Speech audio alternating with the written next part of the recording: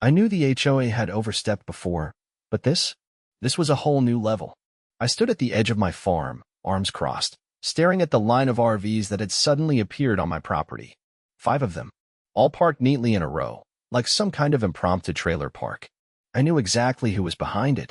Theresa Oakley, the self-appointed queen of the local HOA, had been harassing me ever since she got elected.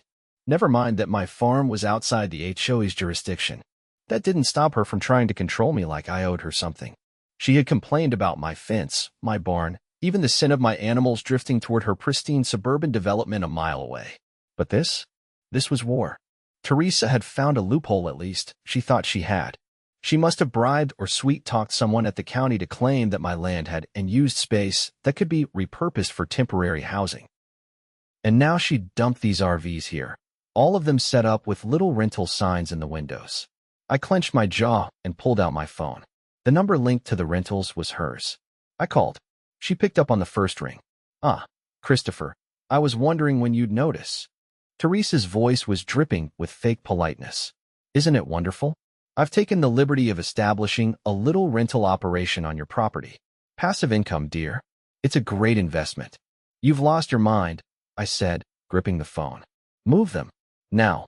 "Christopher, don't be so stubborn. The HOA has been discussing how to make better use of land in the community, and we all agree that your farm is just so underutilized. These RVs will bring in some wonderful new residents." "I don't live in your HOA," I reminded her, voice hard. "Well, no, but the community still has a vested interest in local development." "It's all perfectly legal," she said, with that smug little tone that sent my blood boiling. "And if you try to remove them, well, I'd hate to have to report you for obstruction of community improvement." She hung up. I took a deep breath and looked at the RVs again. Fine. If Theresa wanted to play games, I'd play too. But I wasn't about to let her win. I made a few calls. It took less than a day to get everything set up. By the time Theresa returned to check on her precious rental units, she was in for a surprise. Theresa arrived just before noon the next day, her usual self-important stride on full display. She had a habit of wearing high heels even when she had no business doing so, and today was no exception. The moment she stepped onto my property, her nose wrinkled, likely from the unmistakable scent of livestock. She hadn't noticed yet. I waited by the barn, arms folded, as she marched toward the RVs. She had a clipboard in hand, probably filled with imaginary fines or some nonsense meant to intimidate me. But the second she reached the first vehicle, she froze. The once pristine white RV was now decorated with a sign that read "Goat Maternity Ward." The windows had been opened, allowing fresh air to flow through, and inside, a few of my pregnant goats were comfortably resting on straw bedding. Theresa took a sharp step back, heels sinking into the dirt. She glanced at the next RV, her lips parting in disbelief. This one had a sign to rescue kennel. Inside, a group of stray dogs I'd taken in from a local shelter were wagging their tails, their pins set up neatly along the interior. She turned wildly to the third RV, which now bore the label Chicken Rehabilitation Center, complete with roosting boxes and feeders. A choking sound escaped her throat as she spun toward me. "What have you done?" I shrugged. "Repurposed them. Just like you did." Her face flushed a deep red. "You can't just, these were meant for tenants." I leaned against the barn door, unfazed. "You illegally dumped them on my land, so I put them to good use."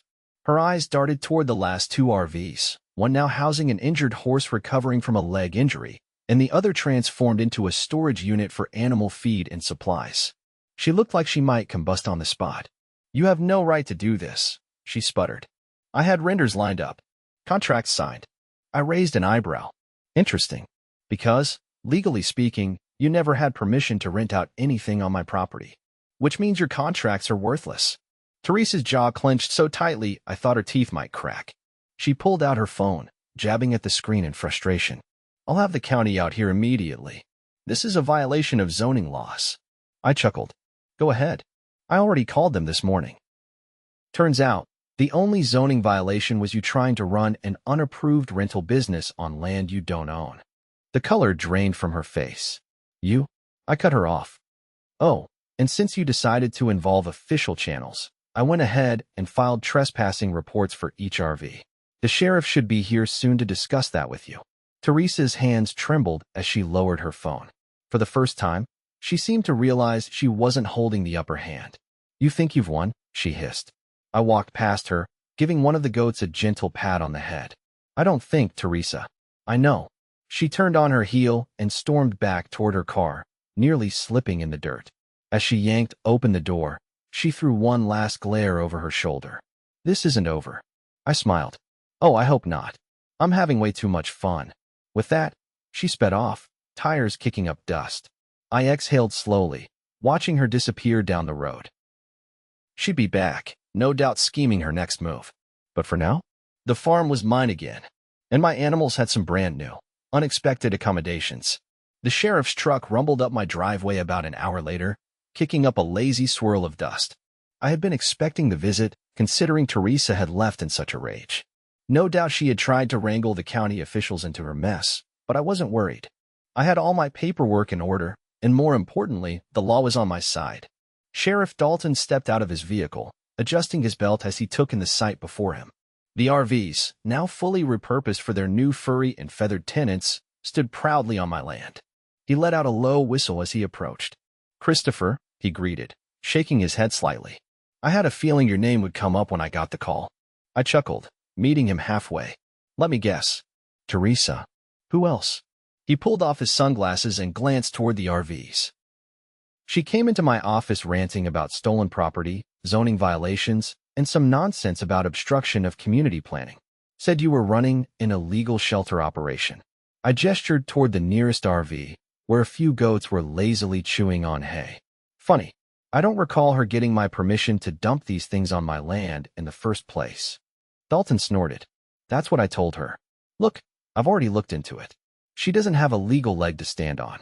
The county records show your property is zoned for agricultural use, which includes livestock care and rescue efforts. As for the RVs, well, she technically abandoned them here, so if she wants them back, she'll have to go through the right channels." I leaned against the barn, watching a rooster strut around like he owned the place. "And what are those channels, exactly?" Dalton smirked.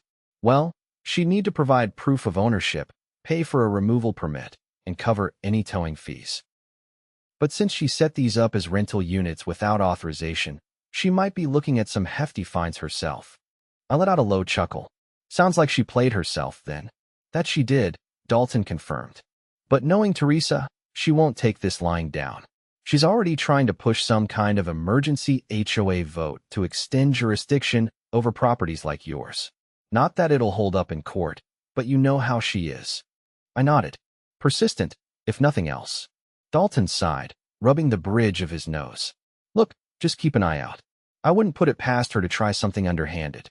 I'll do what I can to keep her in check, but you know how these HOA types get when they feel like they're losing control." I appreciated the warning, but I wasn't too concerned. Theresa had already made a critical mistake by trying to claim my land as her own. Now she was scrambling, and desperate people made sloppy decisions. Dalton gave me a final nod before heading back to his truck. "Oh, and if she gives you any more trouble, you know where to find me." I watched him drive off, then turned my attention back to the farm. Things were quiet for the rest of the afternoon, but I had a feeling it wouldn't last. Sure enough, by the next morning, the HOA had escalated things. I woke up to find a group of people gathered just outside my fence line, all wearing identical navy blue polo shirts embroidered with the HOA's logo. Some were holding clipboards, others had cameras, and Theresa stood at the center, arms crossed, acting like a general surveying her troops. I stepped onto my porch, coffee in hand. "You lost, Theresa?" She lifted her chin, her voice carrying an air of forced authority. "We are conducting an official HOA inspection of the surrounding areas to assess compliance with community standards." I raised an eyebrow. "Community standards? My farm isn't part of your HOA." She gave a tight-lipped smile. "That may be true for now, but we are currently in discussions to expand oversight to properties that impact the greater aesthetic and functionality of our neighborhood. And frankly, Christopher, your land is an eyesore." I took a slow sip of my coffee, unfazed. "That's so?" "Yes," she continued, flipping through her clipboard. "We have received multiple complaints about excessive noise, unpleasant odors, and unsanctioned modifications to structures on the property." I had to bite back a laugh. "Unsanctioned modifications? You mean the RVs you dumped here?" Theresa's expression twitched, but she recovered quickly. Regardless, we are within our rights to document these issues for future action. I glanced at the group behind her, several of whom were awkwardly avoiding eye contact. Some of them were clearly uncomfortable with the situation, likely realizing they were standing on shaky legal ground. I decided to press the advantage. Tell you what, Theresa. Since you're so keen on inspections, let's do one of our own. Before she could protest, I pulled out my phone and started recording. This is Christopher Hayes, standing on my private property while members of the HOA, led by Theresa Oakley, conduct an unauthorized inspection. None of them have legal authority over this land, yet they are currently trespassing and attempting to enforce rules that do not apply here. A few of the clipboard holders shifted uncomfortably. One of them, a balding man with glasses, cleared his throat. Theresa, are you sure we should be doing this? Theresa shot him a sharp look, but forced a smile for my camera. We are merely here as concerned community representatives. I zoomed in on the papers she was holding. And what's that? A violation notice? For a property your HOA has no jurisdiction over? She pressed the clipboard to her chest, her fake smile faltering. We are within our rights to suggest improvements. I turned my camera back to the group. And you all are okay with this? Trespassing, harassment, and attempting to illegally annex private land. The murmurs started almost immediately. A few members took a step back. One woman outright turned and walked away. Theresa's frustration was palpable. This is not trespassing. This is community oversight. I gestured toward the fence line. Then get back on community property before I call the sheriff again. That did it. The remaining HOA members hesitated, then slowly retreated. Even Theresa, faced with the reality of another legal headache, was forced to back down. But I could see the fury in her eyes. You may have won this round, Christopher, she whispered, barely restraining her anger.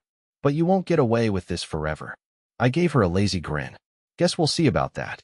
She turned on her heel and stormed off, her little army scattering like leaves in the wind.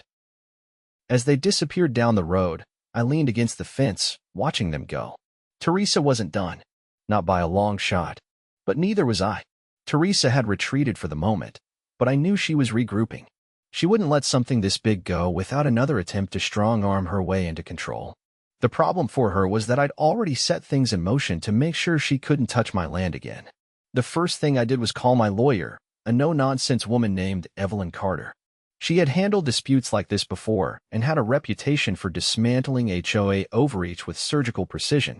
I gave her a rundown of everything: Theresa's attempt to turn my property into a rental lot, her trespassing, and now her blatant effort to annex my land into HOA control. Evelyn listened carefully, taking notes. When I finished, she didn't hesitate. First, file a formal cease and desist. Make it clear that any further interference from the HOA will be met with legal action. Second, I'll draft paperwork to ensure your land remains legally immune to any future HOA expansion attempts. I liked the sound of that. Theresa played dirty, but she wasn't the type to risk a lawsuit she couldn't win. If she saw real legal consequences on the horizon, she might finally back down. By the next morning, I had the cease and desist letter printed and ready. I wasn't going to send it through the mail. No, I was going to deliver it personally, right to Theresa's perfectly landscaped doorstep. The HOA held their meetings every Saturday at the community clubhouse, a pristine structure that looked more like a country club than a neighborhood gathering space. By the time I arrived, the parking lot was full. Theresa, ever the dictator, had probably called an emergency meeting to discuss her next move against me. I stepped inside, carrying the letter in a thick envelope. The meeting was already in progress. Theresa stood at the front, her voice dripping with authority as she addressed the gathered homeowners. There are properties in this area that refuse to comply with the standards we set to maintain the integrity of our community, she was saying. It is our duty to ensure that all land surrounding our neighborhood upholds the same level of excellence, and that includes preventing unsanctioned businesses from operating unchecked. I didn't need to hear more. I walked straight to the front of the room, passing rows of HOA members who were now whispering at my unexpected arrival. Theresa's face darkened the moment she saw me. You're trespassing on private HOA property, she said through clenched teeth. I ignored her and held out the envelope. This is for you, Theresa.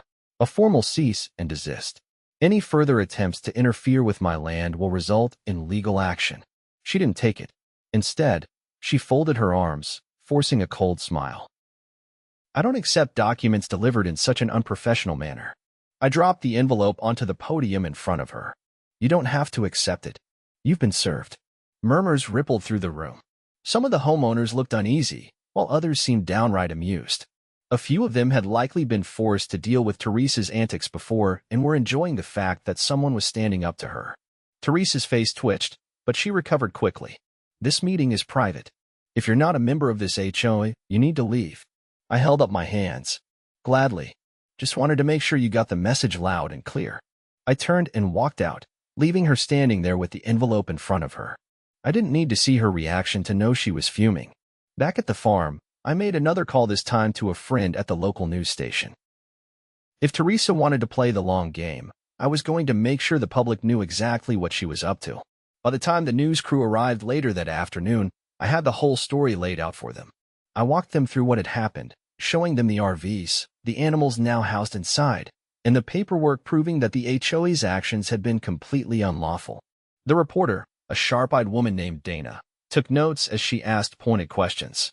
So, just to clarify, she said, holding her microphone toward me, Theresa Oakley, acting as the head of the HOA, arranged to have these RVs placed on your land without your permission? That's right, I confirmed. And when I called her on it, she tried to claim it was for community improvement. Then, when that didn't work, she tried to have my land annexed into the HOA to force her authority over me. Dana nodded, clearly intrigued. And what's the current status of these RVs? I gestured toward them. They're now repurposed as animal shelters and rehabilitation units for rescues. Unlike Theresa, I actually believe in using land for something beneficial. She turned back to the camera with a knowing smile. Sounds like the HOA might have bitten off more than they can chew. The story aired that night. It wasn't just a local segment, it went viral. People from all over the state started commenting, calling out the HOA's corruption and praising the farm for turning the situation into something positive. By the next morning, I had dozens of emails from reporters, animal rescue organizations, and even lawyers offering to back me up if the HOA tried anything else. Theresa, on the other hand, was about to face the kind of public scrutiny she'd never anticipated. I knew she wouldn't go down without a fight. But now, she wasn't just up against me. She was up against the entire community. Theresa had always been stubborn, but now she was desperate. The HOA meeting had turned into a spectacle. The cease and desist had left her legally cornered, and the news coverage had turned her into a cautionary tale about HOA overreach. But I knew better than to think she'd give up quietly. The first sign of her next move came early the next morning. I was out by the barn, checking on the animals, when a truck with a county emblem rolled up my driveway. A man in a tan uniform stepped out, clipboard in hand, his expression unreadable. I wiped my hands on my jeans and walked over. Morning. Something I can help you with. He adjusted his sunglasses, glancing at the RVs before looking back at me. I'm here to conduct an inspection. Got a complaint about improper land use. I almost laughed. It was so predictable. Let me guess, I said. The complaint came from Theresa Oakley? He didn't confirm or deny it, but the slight hesitation told me everything I needed to know. Just doing my job, he said, flipping through his paperwork. Need to verify that everything here is in compliance with county regulations. I gestured toward the RVs. Be my guest.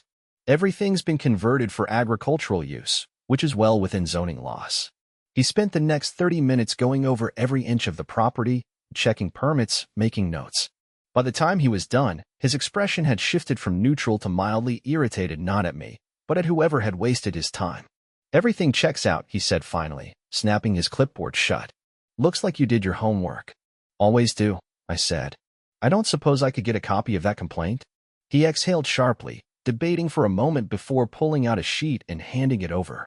Just between us, this kind of thing happens more often than you'd think. HOA's pushing boundaries, trying to control land they have no business touching. Your case isn't the first, but it's definitely one of the more blatant ones. I scanned the complaint.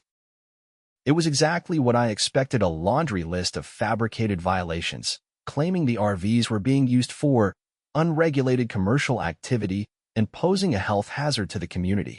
I folded the paper and tucked it in my pocket. Appreciate you coming out. Hope the drive wasn't a complete waste. He gave a tired chuckle. Not the worst I've dealt with. But if I were you, I'd keep an eye on her. People like that don't quit easy. As he drove off, I already knew what I had to do next. Theresa was trying to play the bureaucracy game. I was about to show her I could play it better. That afternoon, I paid a visit to the county office. I had two objectives. First, to file a formal complaint against the HOA for repeated harassment, and second, to ensure that any future attempts to annex my land into their jurisdiction would be blocked at the highest level. The clerk at the zoning office, a woman named Linda, raised an eyebrow as I placed the documents in front of her.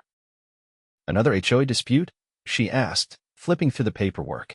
"More like an attempted land grab," I said. "Figured I'd get ahead of it before they try anything else." She let out a knowing sigh. "You wouldn't believe how often this happens. Some of these HOA boards think they can rewrite property lines just because they don't like how something looks." "That's exactly what they're trying to do," I said. "Which is why I need this on record. If they so much as file a request to extend their influence, I want it flagged immediately." Linda nodded, stamping the forms with a loud thud. "Consider it done. And if they try to pull anything else, let me know.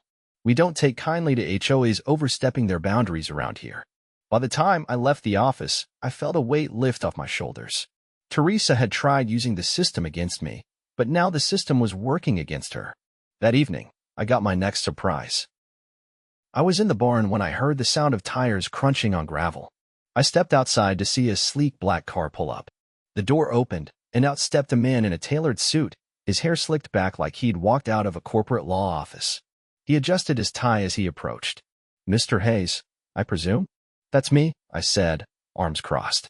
"And you are?" "Daniel Sterling," he said smoothly. "I represent the Oakley family." Of course, Theresa had brought in a lawyer. "Let me guess," I said. "You're here to deliver some kind of threat?" He smiled, but there was no warmth in it. "I wouldn't call it a threat. More of a business proposition." I raised an eyebrow. "I'm not interested in selling my land, if that's what this is about." He let out a small laugh. No, nothing like that. My client simply wants to resolve this matter amicably. She's willing to cover the costs of removing the RVs and compensate you for any inconvenience provided you agree to a non-disclosure agreement regarding the entire situation." I stared at him for a long moment, then shook my head. "Let me get this straight. She illegally dumped those RVs on my land, tried to claim them as rentals, got exposed, and now she wants to pay me off to keep quiet." His smile thinned. "It's a generous offer, one that would spare you further legal entanglements." I took a slow step forward. "You tell Theresa that if she wants to resolve this, she can start by admitting she was wrong. Publicly. Until then, she can keep her hush money." His expression didn't change, but I could see a flicker of irritation. I was hoping we could avoid unnecessary hostility. I gave him a hard look. Hostility was Theresa's choice the moment she thought she could take what wasn't hers. "Now, if you're done wasting my time, you can see yourself out." He hesitated, then gave a curt nod before turning back to his car. As he drove off, I knew this wasn't over. Theresa wasn't the type to back down just because a bribe failed. If anything, this only meant she'd be coming back with something worse. I leaned against the fence, watching the last traces of daylight fade over the horizon. Theresa had thrown everything she had at me: manipulation, bureaucracy, legal threats, and every time, I turned it right back on her. Now, she was running out of options. And when desperate people ran out of options, that's when they made their biggest mistakes. Theresa's lawyer had driven off, but I knew that wasn't the end of it. She was running out of plays, and people like her didn't know how to lose gracefully. She'd tried manipulating the system, she'd tried legal threats, and she'd even tried bribery. None of it worked. Now, she was going to get reckless. The next morning, I was out feeding the horses when I spotted movement near the far end of my property.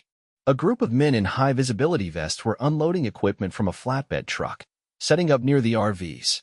One of them was already dragging a thick chain toward the first vehicle. I didn't bother wasting time. I strode across the field, boots kicking up dust as I closed the distance.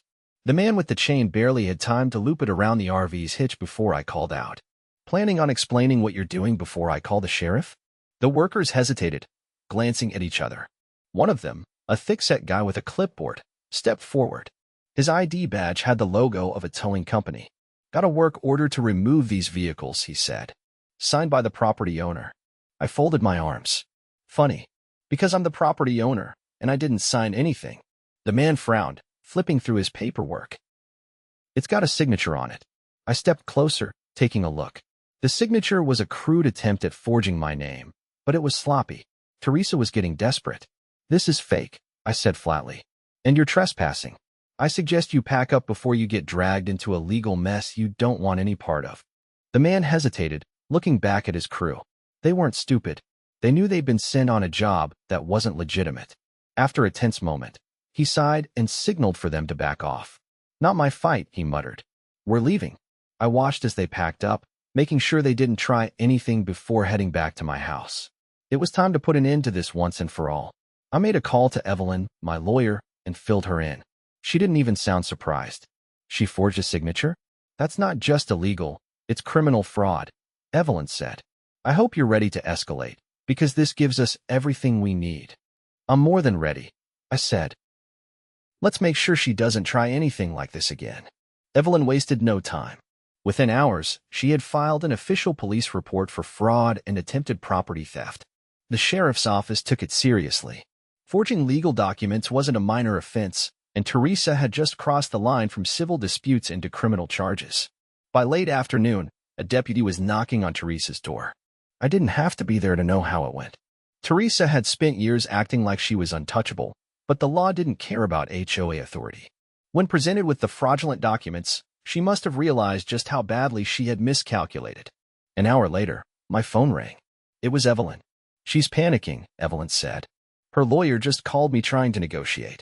She wants to drop everything, make it all go away. She knows she's got no defense." I leaned back in my chair, watching the sun dip lower over the pastures. Not interested in negotiations. I want it on record. She needs to face real consequences. Evelyn chuckled. "That's what I told them. The sheriff's office is moving forward with the case. She's looking at charges." That was all I needed to hear. The fallout was swift.